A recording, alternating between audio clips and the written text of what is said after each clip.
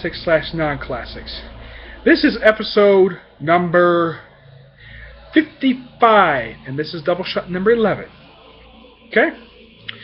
First up, it's XMen Age of Apocalypse, the complete epic book 4. Now, one thing I want to show you guys is that this book is a conjoining cover with this one. Okay. No. Let's see. There we go. Yeah, this book is a conjoining cover with this one. Did the same thing with the first two books. See? No. There we go. Yeah, it's a conjoining cover. Alright? No, not that book. This book pretty much wraps up everything related to Age of Apocalypse. This book has the final issue of Generation X, Excalibur, issues 4 for both of them, XMen 4, that will continue issue 5, 53 and 54, Factor X number 4, Gamma X Eternals number 4, Amazing X number 4, Weapon X number 4, X Universe number 2, XMen Omega, Blink number 4, and XMen Prime. Now, pretty much, even though a lot of this book does wrap up pretty much what goes on in Age of Apocalypse, even though a couple series are in there, X-Men continues as an ongoing series for the next few years. Let's see. Amazing X-Men pretty much ends. Amazing X-Men 4 ends everything that happens prior to X-Men Omega. Pretty much, Amazing X-Men 4 is the conclusion to pretty much everything going on in Age of Apocalypse. Amazing X-Men 4 ends everything, brings everything to its close prior to X-Men Omega, which pretty much ends the event. X-Men Omega fixes what happens in Legion Quest. Bishop succeeds in preventing Charles Xavier's death, killing Legion. Well, Legion killing himself anyways.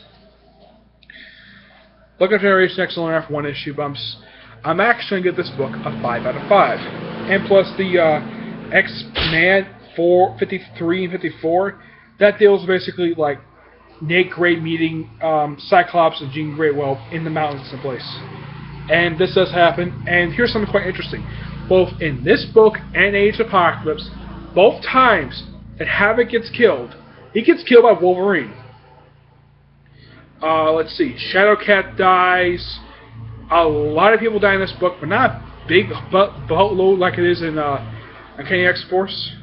So pretty much, if you want to read the Uncanny X-Force Dark Angel Saga, read these books first to figure out what the heck is going on in this universe. Plus, in the XMen Age of Apocalypse miniseries, which came out a decade after this event happened, that picks up right where the event leaves off, and somehow the reality is continued, but it's retconned to not being simply an alternate version, simply replacing the universe for the main universe, but simply being an alternate reality. It's got Earth's classification Earth 295. So all in all, this ends Age of Apocalypse for 10 years. Then it makes a miniseries, and then it gets visited by the Exiles, and then it gets visited by the mainstream X-Men, well, X-Force, and Uncanny X-Force, and then finally, it gets visited once again by the mainstream X-Men, plus the Extreme X-Men Time Reality Hopping X-Men in Extermination, effectively ending this. Yeah, Extermination ends what began here. Okay? So, 5 out of 5 because this is where it ends despite Generation X's artwork. Okay? Now, next book, I'm really excited to talk about this one. Avengers World. This collects the first 6 issues written by Jonathan Hickman. This takes place right after Avengers Volume 4 picks up like right afterwards. Now, the membership in this series is, if I can get to that particular book, let me see. In the first issue, it's Captain America, Iron Man, Hawkeye, Black Widow, Hulk, and Thor. Pretty much the same lineup as in the movie. But later on, they added more people. A lot of this book takes place, picks up during the events of Avengers number 4. And that's what the first issue is, and takes place concurrently, and takes place right after that. In the following issue, it takes place during this, somewhere before this, and during this. Let's see.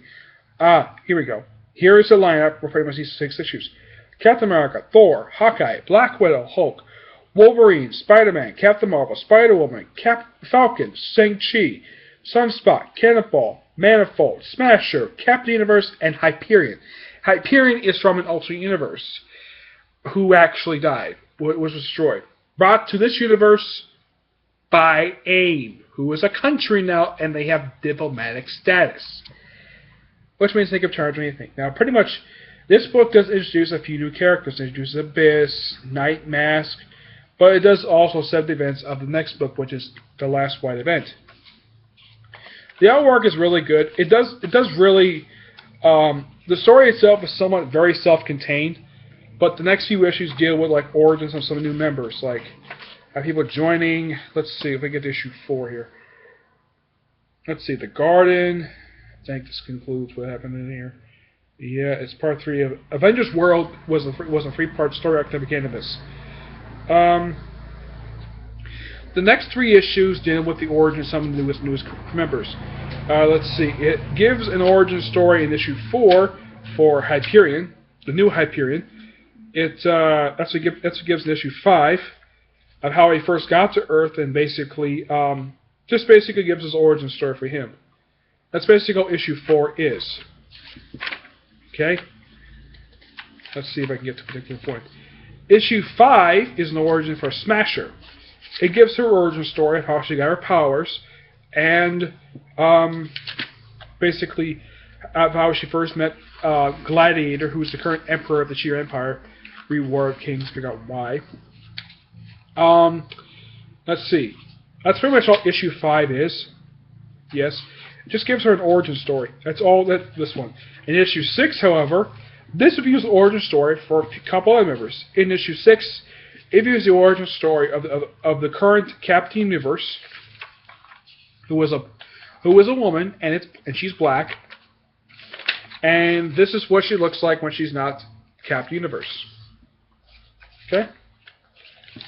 And plus, Cannonball and Spider-Man have a spitting match. Plus, it also basically the human introduced in the first few issues, he's finally given a name. First, they thought it was Black Devil.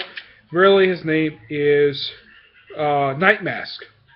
Those are familiar with the name from New Universe, that's pretty much who it is. It's New Night Mask. All in all, I gave this book a 5 out of 5 because John Hickman does a really good job keeping the story consistent throughout the entire book. Okay? Now, this is what Miss Marvel looks. This is Captain Marvel. Not Miss Marvel. Miss Marvel is now currently an Arabic woman who's in her own title. Captain Marvel's got her... Everyone in this cover pretty much has their own book except Cannonball. Cannonball has never had an ongoing title. This is his new costume. And I've heard a lot of people don't really like the costume very much in the comic itself. Though some people think this comic is going stale. I don't think so. I kind of agree with someone. Basically, it's good that Shang-Chi is getting some spotlight now and again. Figures to give something to do. I like the fact he's an Avenger. And this team... Excuse me, let's see. It has totally, by issue 6, this book has, let's see. They have 1, 2, 3, 4, 5, 6, 7, 8, 9, 10, 14, 15, 16, 17. There are 18 people who are member of the Avengers at this time the book came out. Now, there are 2 different artists in this book. Jerome Opina, he draws the first 3 issues in this book, and Andy Kubert writes the next 3. Okay? Unlike some people who don't like the current direction of this book, I like the current direction of the book, because I'm a huge Avengers fan. Okay? I never stop reading Avengers, no matter who's writing it. This is not bad. This is really, really good. 5 out of 5. Okay? Alright?